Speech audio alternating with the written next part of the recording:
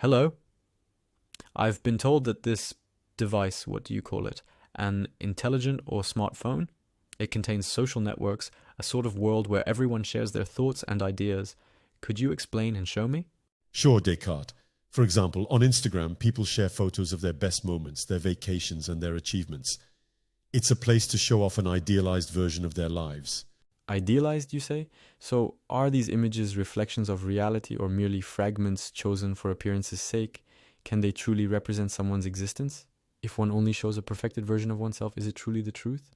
Well, it's often exaggerated. People like to present the best version of themselves here. So this virtual world is more like a stage. But tell me, if one defines oneself solely by these images, is it a faithful representation of one's true self? I wonder. But please tell me more. What else can you do with those smart devices? We also have Twitter, now called X, where people share their opinions, often very directly. They discuss political, cultural topics, and everyone seems to have a strong opinion. Very curious. But these strong opinions they assert, where do they come from?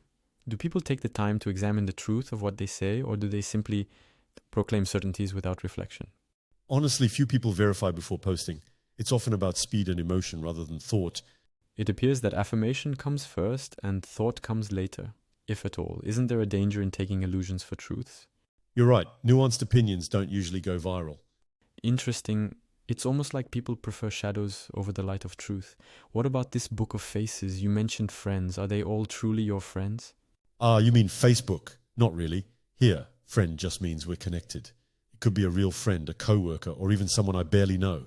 Curious definition of friendship. In my time, friendship was a bond of trust and loyalty, a deep relationship. By calling everyone a friend, don't you risk diluting the meaning? You're right, we have many contacts but few real friends. Then friendship seems more like a facade here. For me, this does not replace the depth of human relationships. Maybe you are right. We tend to communicate less in the real world and spend a lot of time on those networks. These networks, they seem both fascinating and dangerous. They allow connection, yes, but at what cost? How do you avoid getting lost in this illusion where everything appears ideal, yet nothing is truly what it seems to be? Some people actually apply your method, Descartes. They take a step back, verify sources, and don't believe everything they read. A wise precaution. By doubting, you maintain control over your mind. Let each person question, re-examine what they see, and seek the truth. It is essential not to yield to illusions and appearances here as in real life. Thank you, Descartes. Your philosophical advice is really relevant today. I'll post what you just said with a little note. Descartes, philosopher of critical thinking.